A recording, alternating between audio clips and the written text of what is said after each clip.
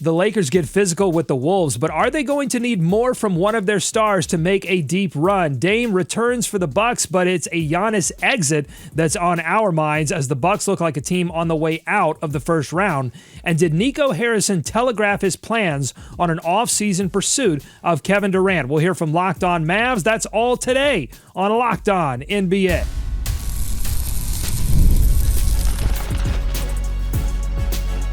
You are Locked On NBA, your daily NBA podcast. Part of the Locked On Podcast Network, your team every day. Welcome to Locked On NBA. Thanks so much for making us your first listen of the day. We are free. We are available wherever you get your podcast, part of the Locked On Podcast Network, your team every day. Today's episode is brought to you by Game Time. Download the Game Time app today, create an account, use code LOCKEDONNBA for $20 off your first purchase. I'm Doug Branson, host of Locked On Hornets, and your Shot Clock Sherpa, guiding you through the NBA's biggest stories with the help of Locked On's local experts. And with me are two of Locked On's premier national NBA experts from the Locked On Nuggets podcast and senior NBA writer for the Action Network. He's our man of 1,000 podcasts. It's Matt Moore. Matt? My wife last night said, I have good news for you. And I said, what? And she said, the Lakers won. The discourse can continue. And I laughed for like 5 minutes straight. So shout out to my wife for that one. That is true love. From the Locked On Bulls podcast, the Prince of Petty, it's Hayes. Hayes. The Milwaukee Bucks are dangerously close here to the Pacers sweeping them. That's all I'm going to say there. All right. Well, we'll talk more about the Bucks here in a minute, but I want to get to this Lakers-Wolves game first. After getting blown out in Game 1 at home, the Lakers win a low-scoring physical game with the Wolves, 94-85. LeBron James, 21 points, 11 rebounds, 7 assists, but only shot 43% from the field. What should we expect from LeBron James moving forward? That was the topic on today's Locked On Lakers podcast. LeBron is, at this point, I think, I don't want to say like a safety valve, but to some degree, like he is clearly the secondary scorer in this setup, and you're not going to hear him argue about it. But I think is there to try to control games with passing, with defense, with and then being with his able voice. I mean, with his communication, like right. He's still the best communicator on this team, and it's not like the Lakers, there aren't going to be, hopefully in a long playoff run, many points over the course of, 12, 13, 14, 15, 16 games, whatever, and beyond that they play, that LeBron doesn't carry a team for 8 minutes, 10 minutes, 12 minutes, a quarter, a game. And he's still an incredible luxury, but the rhythm of the game offensively is going to start with Luka. So relative to what we expect from LeBron in playoff series of the past, I think he has been a little bit quiet. Do they need more from LeBron, Matt, or do they need to come to terms with the idea that this is what he can contribute moving forward?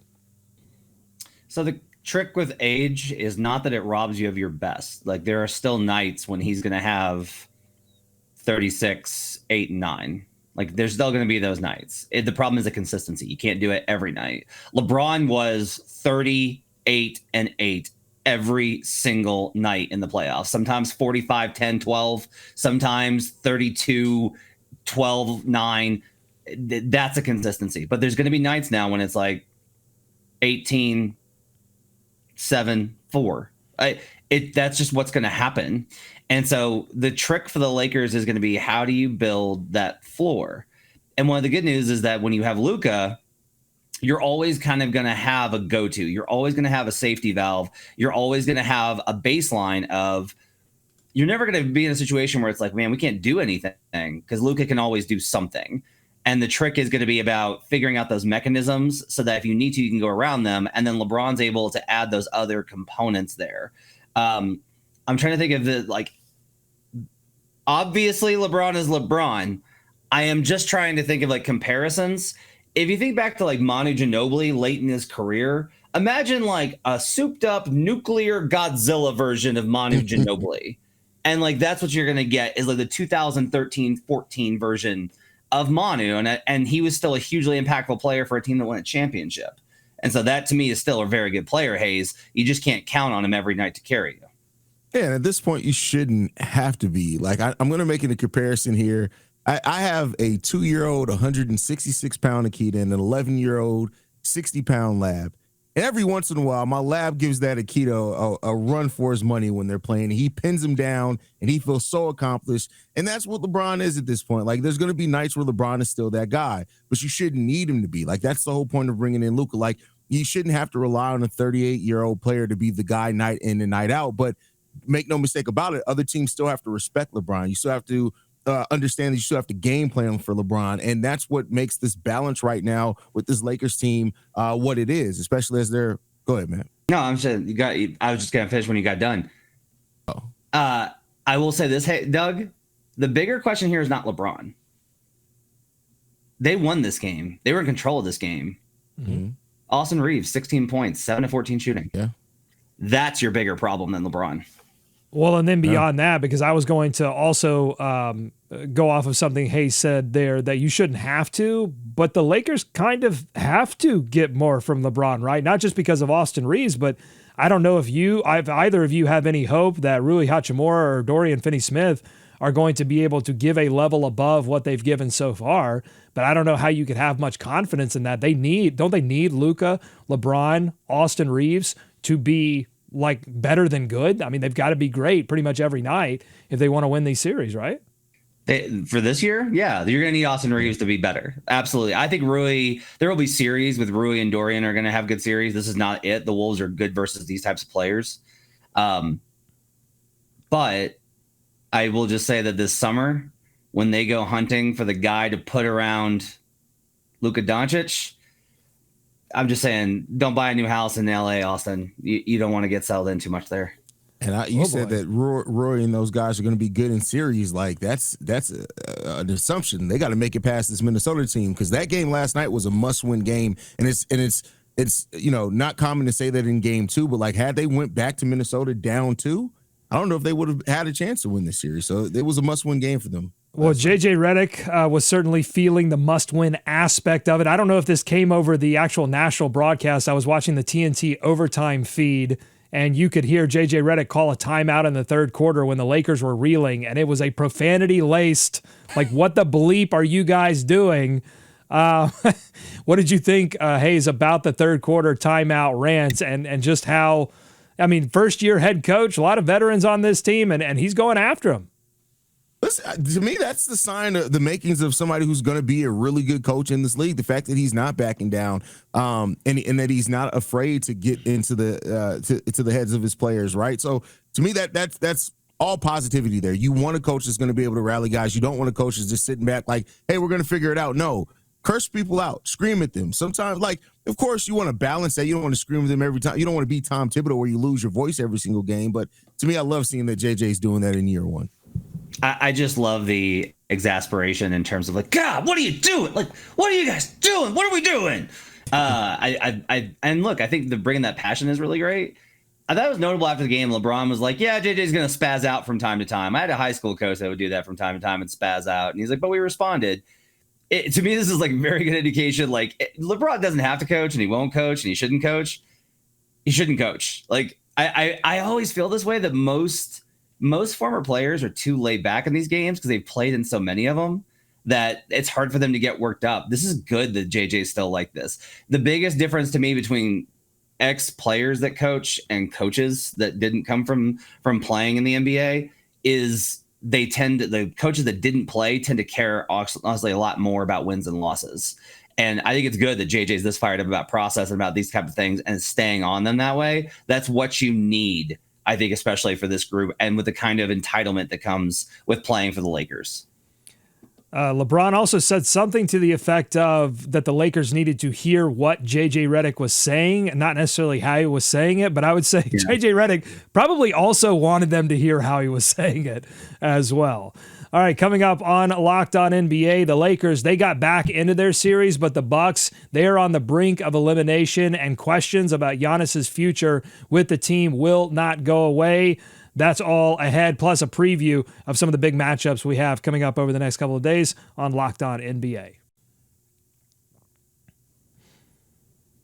Today's episode of Locked On NBA is brought to you by Game Time. There's nothing like watching basketball live, particularly playoff basketball live. The energy of the crowd, the sound of sneakers on the hardwood, and maybe even a celebrity sighting courtside, particularly if you're an MSG. My wife and I were playing a game of could we spot all the celebrities. If you want to catch a game in person, Game Time makes getting tickets easier than ever. Game Time's new feature, Game Time Picks, filters out the fluff and shows you only the best deals on great seats so that you don't have to waste time scrolling through thousands of tickets. No more endless searching. Game Time Picks highlights the best seats, the best prices, so that you can get straight to the fun without worrying about overpaying. Plus, with seat views before you buy, no surprise fees, and a lowest price guarantee, you can book with total confidence. Take the guesswork out of buying tickets with Game Time Picks. Download the Game Time app, create an account, and use code LOCKEDONNBA for $20 off your first purchase. Terms apply. Again, redeem code LOCKEDONNBA for $20 off. Download Game Time today. What time is it? Game time. More Locked On NBA ahead. Thanks again for making Locked On NBA your first listen every day. The Lakers, they found their defense. They found their way back into the series. The Bucks, they found themselves on the brink of elimination despite getting Damian Lillard back into the lineup. Justin Garcia of Locked On Bucks. What should the Bucks do, and how did we get here? Have to make a change to the starting lineup to match up with this Indiana Pacers team. That's kind of the bigger issue here, just how much this roster has really atrophied the past couple of years, and it's been a product of a number of things. A group that's getting older, some of the moves that you had to make, some that didn't pan out. We can criticize the Chris Middleton trade up and down, but the fact of the matter is that trade signaled the Bucks no longer had confidence in Chris Middleton to remain at that level. This has been a combination of all those things that gets you to this spot where you still have Giannis in his prime, but you look at the roster that you have surrounding him, and nobody's going to make the case this is one of the best rosters in the league. You're pinning all your hopes on Giannis and Damian Lillard and finding the right role player. Hey, some listeners are going to hear me say brink of elimination and say they haven't played a home game yet, but they don't look like they have a lot of answers right now, and I don't know home road if that's going to matter. What say you, Hayes? Can the Bucks dig themselves out of the hole? And if they can't, are these Giannis whispers going to turn into full-throated screams for him to run for the hills? Yeah, the screams are coming. The screams are definitely coming because I don't know if they can dig themselves out of this. Like, can they win the game? Yeah. But if the Pacers come out there and win this first game or either of these two games back in Milwaukee, it's done. I don't think that they have enough defense. I think entering Dame Lillard back, like it's great on paper, things like that. But like, Dame's been out for a couple of times. He's not going to come right back in. It's not going to be Dame time right away. So even if you could guarantee that, I still think that the Indiana Pacers have the edge here over the Milwaukee Bucks. I think the end is nigh here. It's coming, and hopefully those screams are going to get loud. But I don't think anything, if Giannis getting out of Milwaukee is not going to come anytime soon, I think we have another season at least before that really comes to pass. They were down like 5 in the fourth quarter, guys. Like they were down like 5 points in the fourth quarter. Like they could have won this game. They're fine. I say that. Not fine. Fine's a lot. Okay.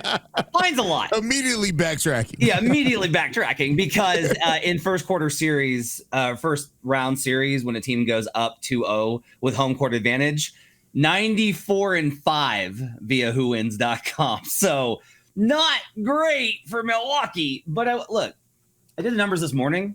When they play Taurean Prince, Giannis, Brook Lopez, and Kuz together, that combo, they're minus 27 in 2 games. In all the other minutes, if you just don't have those 4 players together, all the other minutes, they're minus 4 across 2 games. That's it. It's a 2 points per game differential. That's it. Just don't play the bad lineups. Just don't do it, Doc. Like, how is this man as good as he is? Like, he is. Like, he's won 50 games consistently almost every year with the teams that he's had. He won an NBA championship. He made several conference finals. Like, it's not like Doc is any number of Hornets coaches. Like, Doc is a good coach.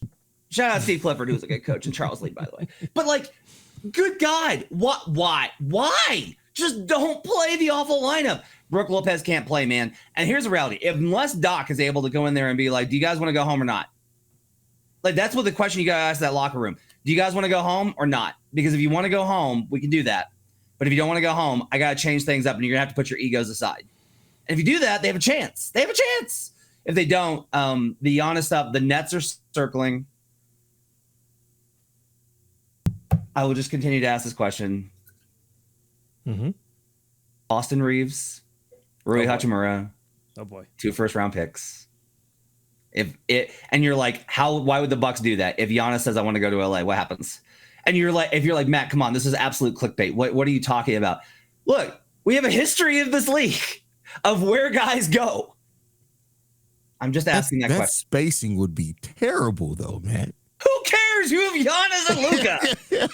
Who cares? Your spacing's not great, but when Luca gets on Rudy Gobert one-on-one, suddenly the spacing gets a lot better. Suddenly Dorian Finney-Smith finds himself open in the corner over and over again. That's been definitely a story of that series. Well, we know one thing for sure. Milwaukee will be going home in a couple of days to play the Indiana Pacers, and they'll have some time to figure some things out. Boston, they don't have a lot of time to figure out what they're going to do, possibly without Jayson Tatum, who landed hard on his right wrist late in game 1. Let me read, Matt, before you have your reaction. X-rays were negative, but an MRI revealed a bone bruise. He's listed as doubtful for game 2 tonight. Here's John Corrales on what a Tatum absence means for the Celtics in this series. Without Tatum, you're going to have Derek White, Drew Holiday, Peyton Pritchard, Sam Hauser, those guys. Now, they're smaller guys. Maybe the defense suffers a little bit.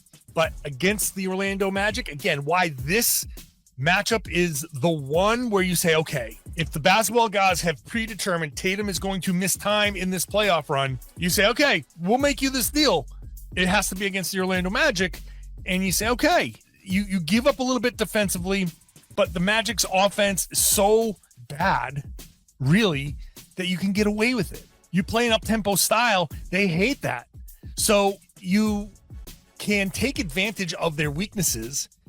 And look, this is the strength of the Celtics. You're still throwing Holiday, White, Brown, Horford, and Porzingis out there as a starting lineup. You get to go double big right off the bat, where they're going to have to figure out, okay, how do we guard this? This might be not so bad for Boston. That's big talk. Are we disrespecting the Orlando Magic a little bit with that? And there's been a lot of talk over the past couple of seasons, Hayes, about Jayson Tatum disrespect, not valuing him as a top player because of the talent that he plays with in Boston. Does that analysis there from John Corrales play into that a little bit? If he's MVP level, can you really be okay with losing him for multiple games in a series? I mean, I think the key thing here is that they're playing against an Orlando Magic team that's good, but they got a lot that they have to prove. I still think this Magic team can steal a game or two. But if you need to sit Jayson Tatum, you sit him. Like you don't risk it because you're thinking about things that are further down the line. If there's any need to sit Jayson Tatum, you do it. If you lose a game, you've shown enough so far where it's not going to send you in a panic if you lose one game or not to the Orlando Magic. As far as the disrespect aspect of that, people knock Jayson Tatum because he's like master at none, but he does everything well. And it's like, just go watch basketball. You'll clearly see that as a player, Jayson Tatum is elite, and because he does everything so well. But I think this Boston team is set up to weather a couple of games against the Orlando Magic team if he has to sit down. I'm trying to remember what the other half of that phrase is. Jack of all trades. Jack of all trades. So, Jack of all trades, master. Jason of all trades, master of none. Jayson Tatum. Under Joe Mazzulla, the last 2 seasons, there's something like 14-6 without Tatum. They're gonna be fine. I would bet you he plays. Like, we're recording this on Wednesday afternoon. I bet he plays. Because I'll say this: Tatum is a tough son of a gun. That dude plays through a lot of injuries. He had major injuries 2 years ago and still played through it. He's played through consistently through a lot of injuries, and this bone bruise isn't a big deal. He's going to be fine. Jeff Stotts on the Master in Street Clothes on Twitter was like, the average time lost a bone bruise in this area is 2.6 days. Come on, we're fine. The key, though, is like, I'll just tell you, none of them matter. None of them matter. None of the Celtics, not one. Not Derek White, not Jaylen Brown, not Jayson Tatum, not Drew Holiday. None of them. It's just it's the math. Unless when they face the Orlando Magic, 3 becomes less than 2, they're going to win. That's all this is. That's all it's about with the Boston Celtics. They're still going to be able to generate threes. Magic did such a good job, but the Celtics were just like, well, we can't create them in half court, so we'll just create turnovers and then run and shoot them in transition. They're going to figure it out enough. Peyton Pritchard, 6th man of the year, will get his recognition tonight, and he'll hit a bunch of threes. They're going to be fine without Tatum. If Adam Silver has the courage to turn 3-2.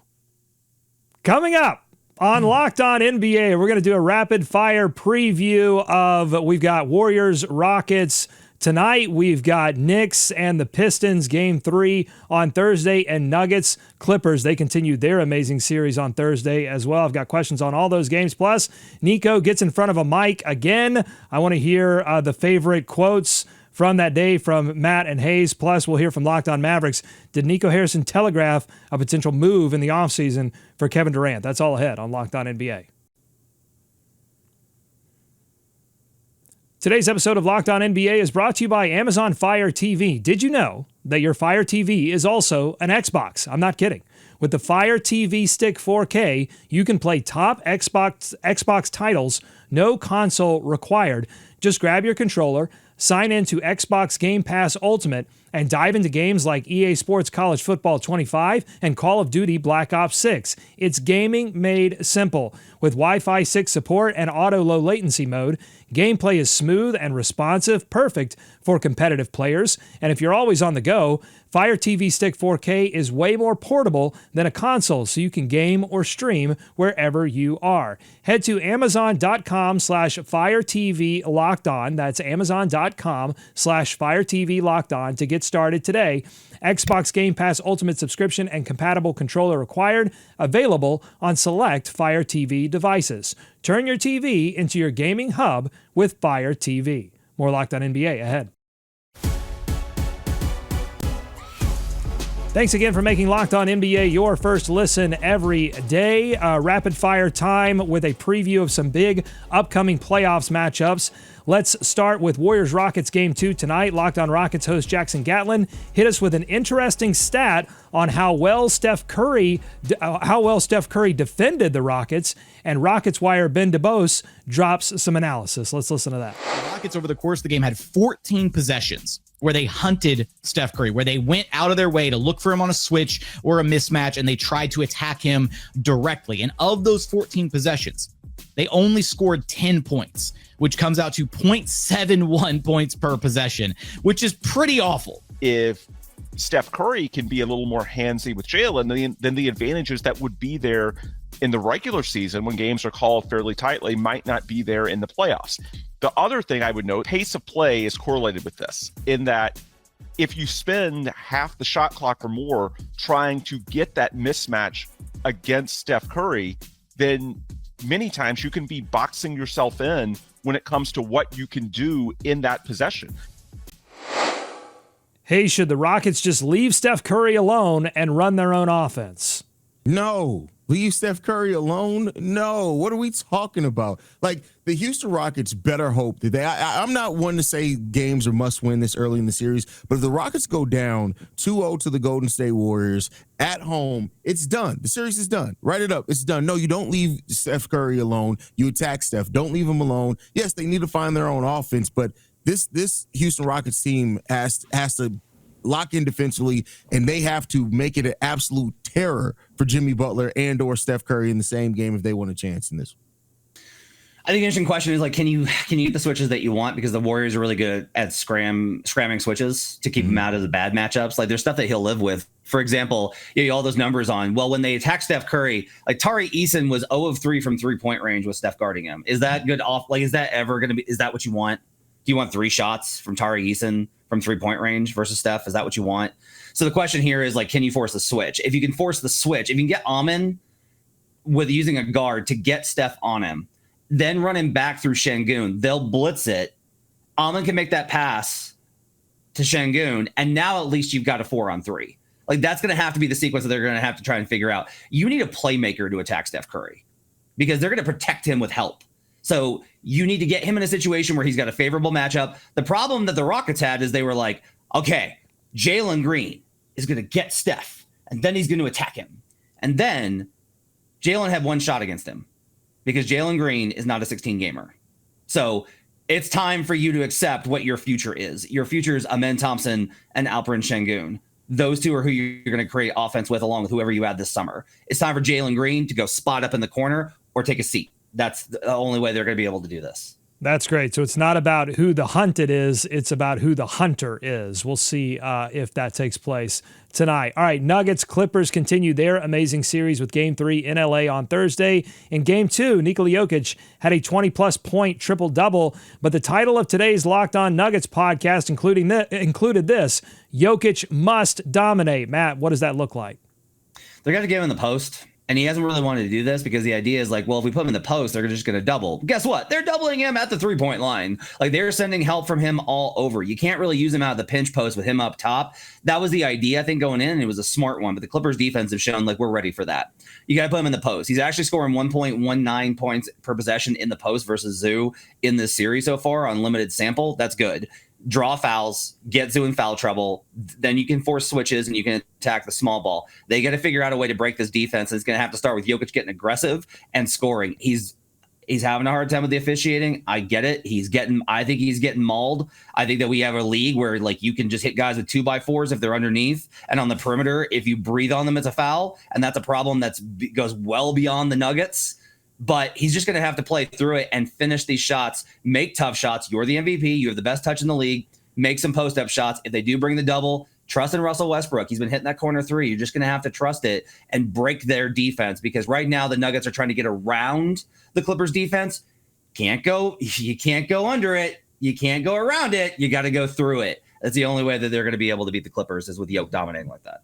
Hayes, the story for the Clippers in Game 2 offensively was Kawhi Leonard just going nuclear with pull-up jump shots. Will that be the story for them in Game 3, or should they look to others to sort of anticipate the adjustment that Denver's going to make? You always want to try to start with balance first, right? You want to balance out your offense. You want to try to get everybody in rhythm, and then as that game goes on, you see who has the hot hand. It's really good to have a healthy Kawhi Leonard who down the stretch can do those type of things. He's a special player when he's fully healthy, but I think you want to go into the next game and try to attack the Denver Nuggets defense from all angles. That means getting James Harden involved. That means Norman Powell being involved in it as well, like getting everybody their shots, even Zubac in the middle. So you want to get everybody involved, but it's really good to have Kawhi there as a safety net for you if things get interesting down the stretch and you just need somebody to make some big buckets for you. All right, very quickly, Knicks go to Detroit for Game 3 on Thursday. Karl-Anthony Towns MIA from the offense in the second half of New York's Game 2 loss. Matt, is that more on him, or is that the coaching staff, and does it have to change for the Knicks to win this series? It's going to have to change this offseason when they get a new coach, because this is a recurring theme under Tom Thibodeau. So Karl-Anthony Towns cannot be not taking threes. That's ridiculous. That's absurd. It's insane. You have one of the best pick and pop options in the NBA. Get that guy some threes. It's going to force Duran and Stewart out, which is going to open up your back cuts. For the love of God, man, you got one of the best shooting big men of all time. Not the cat, one of. You got to get that guy some 3-point attempts. Come on, Tibbs. Hayes? Yeah, you got to get him going from 3-point line. That's part of the versatility that he brings. You got to just get more creative on the offensive side of the ball, and that has not always been Tibbs' strong suit. Hopefully, he's going to go in there and make some adjustments, because, the Knicks were very close to losing that one against Detroit. So get it together. Nico Harrison continued to defend his decision to trade Luka Doncic to the Los Angeles Lakers, this time in public to the media during exit day interviews. A lot of interesting quotes, but Nick Angstead of Locked On Mavericks was busy reading tea leaves to see how aggressive the Mavs could be in pursuit of Kevin Durant in the offseason. One of the things we did actually learn that was maybe unintended by Nico Harrison himself was that the Mavs, who are now just like big star hunting, it seems like, right? They bring in Kyrie, they trade for Anthony Davis, and now it's like, all right, what's the next move? Kevin Durant has been the next move that everybody's talked about for a while now. Mark Stein has reported the Mavericks were not really into trading for Kevin Durant during the season, but then we said, okay, well, what if they do it during the offseason? They could definitely do it. They could go after it. It makes sense. They're going to have to replace Kyrie's scoring. But I think one of the things that Nico Harrison said in that presser, and he talked about their core being connected for the next 2 to 3 seasons, and it starts with the draft. He mentioned PJ, Lively, Gafford. Like, he mentioned some of these guys that would have to be traded. Klay Thompson, that would have to be traded in order to get a Kevin Durant. And so maybe you don't believe Nico anymore. Maybe you're sitting in your position going, all right, well, whatever he says, I'm just not going to believe anymore because he said so many glowing things about Luka, and then look at where we are now. But I think that he kind of tipped his cap that the Mavericks are not going to go after Kevin Durant. All right, I give it up to you guys. What were your favorite quotes from the press conference? Why does he keep doing this to himself, to Mavericks fans? Take the wheel, Matt. Where do you want to go with this? I did know that Luka was important to the fan base. I didn't quite know it to what level. Hayes, for the first time, I'm going to say this sentence. Sir, you need to go online more. Like, how do you miss this? You worked at Nike. The entire thing is consumer sentiment. How do you possibly, you worked at Nike as the Dallas representative. How do you possibly not know what he meant to the city and the fans? Good God, sir. Open a Twitter account. How do you do this, Hayes? Tone deaf is not even the word that begins to describe this from Nico Harrison. Like, that quote alone, like when we look back, when the ESPN documentary comes out about the Luka Doncic trade, that's going to be the opening thing. Like they'll get back to it. Like, I didn't know to what level. You didn't know to what level. And keep in mind, this is after the last time that he had an interview. Was it 2 weeks ago when he basically threw Dirk under the bus? Basically, said he doesn't care about what Dirk's feelings is. Like, you're just going to try to crush everything that Dallas loves. Just shut up, Nico. Just shut up. Come on, man. Over the past 5 years, I've had the pleasure of going to downtown Dallas twice, and I had a pretty good idea of how the city felt about Luka because there was a giant mural of him, like on buildings there, like that. I mean, it's pretty obvious they love the guy. All right, well, let us know what you think on YouTube. You were saying you're going to go to downtown Dallas, so you got a good idea of what happens when Dallas people don't like popular figures. So. Well, yeah, I don't know. Yeah. Whatever the opposite of a mural is, I'm sure they're working on that for Nico right now. Last thing here, The Athletic released their annual player poll. The big headline was that Tyrese Halliburton was voted most overrated player by his peers, which Halliburton brushed off, but it definitely irked his coach, Rick Carlisle. Hayes, we've just got a couple minutes left here. What was most interesting to you about the poll results? That one, because like that's like your coworkers voting you off the island. That's basically what that is. Like, that's just for the players around the league to vote you as the most overrated player in the league. To me, you just got to wake up when it comes down to that one. Like that you got to sit there and eat that one. That was the one that stood out to me. Matt, don't you have to love that? Because if you look at the names on the list alongside Halliburton, it's Draymond Green, it's Dylan Brooks. I'm trying to remember, I don't have it in front of me, but there were a few other names, right? Rudy Gobert, well, okay. Second, Trae Young, then Jimmy Butler. Trae Young and Jimmy Butler. We'll put Gobert off to the side for a second, because my point here is that they should change it from most overrated to most annoying. Like, this was just a list of players that talk a lot of trash, that are super annoying, that players don't like to play against. I think that's what this comes. It's not about being overrated, underrated. It's about being annoying. Yeah, it's true. I asked this question. I was like, I don't get why Hallie was voted overrated. And the majority of my responses yesterday from fans was they don't like him. And it's true. Like, they just don't like him. They're like, he's kind of corny. He's kind of a nerd. And I'm like, I'm starting to understand why I like Tyrese Halliburton so much. And it reveals some things that are a little uncomfortable for me. But look, you don't have to be liked. You just got to win. And right now, Halliburton and the Pacers, they're doing that against the Bucks. Our YouTube comments about me are proof of that. But you know what? Doug is so slick here, because this is what you picked, but you just completely sidestepped the fact that your organization was voted the worst organization in the league there, Doug. Well, if you want to hear more about that, you check out Locked On Hornets, because we talked about that. We also talked about why LaMelo Ball wasn't on this most overrated list. We had a surprising answer for that. Yes, Matt. I have one more, and it's league's best organization. Second best was Thunder at 17.5% behind the Warriors at 22. It's like, oh man, the Thunder, what a great organization. Are you going to sign there in free agency? Hell no. But like, great organization. I don't want to go there, but great organization. If you like what you heard today, subscribe to Locked On NBA wherever you get podcasts, including YouTube. Thanks for making us your first listen. Thanks to Matt and Hayes for their expertise. Enjoy tonight's action. Be kind to each other. And we're going to see you right back here tomorrow on Locked On NBA.